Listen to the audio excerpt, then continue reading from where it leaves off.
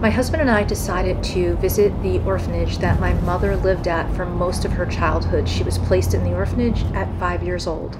So this is sort of my pilgrimage to make peace with the orphanage, and I'll tell you a little bit about that in a second. I decided to do this video because some of you have asked about my mom, because I have talked about her frequently, how she was such an inspiration and the fuel behind not only my career, but this YouTube channel. She was placed in the orphanage at 5 years old, spent most of her life there, and she was an incredible woman. My mom and dad loved each other. And in spite of all of the hardship that she had, she really made the most of it.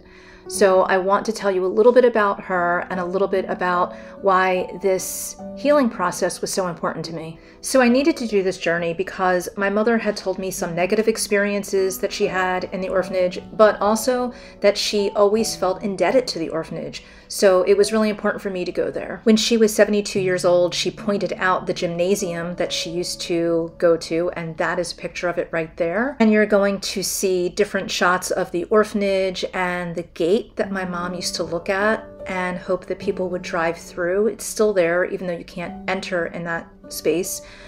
But anyway, the reality is I had to let go of any anger or sadness or pity that was surrounding my mom. And we decided instead to focus on the positive of what she gleaned from being there, her strength, and also we decided to give back. So we're focusing on donating in some way and really just honoring the path and being blessed that we get to sort of walk through some of her footsteps, even though she's not there.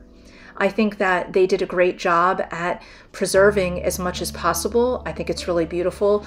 And it was special to me to see some of the same sights that she saw as a child growing up, and that she never thought that one day her adult child, who would also be a grandmother, would be looking at those same spaces. I'm sure she thought that she would never have a family, and I think it was just super healing that we were able to be there.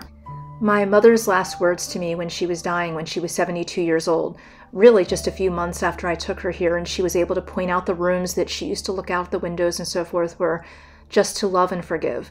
And so I'm taking this moment to love and forgive everything that this place was to her, and I hope that you can do the same. I have more in the description below if you want to work on forgiveness with me and also on your own. So that's a little bit about my mother, and I wanted to share with you where she spent her childhood.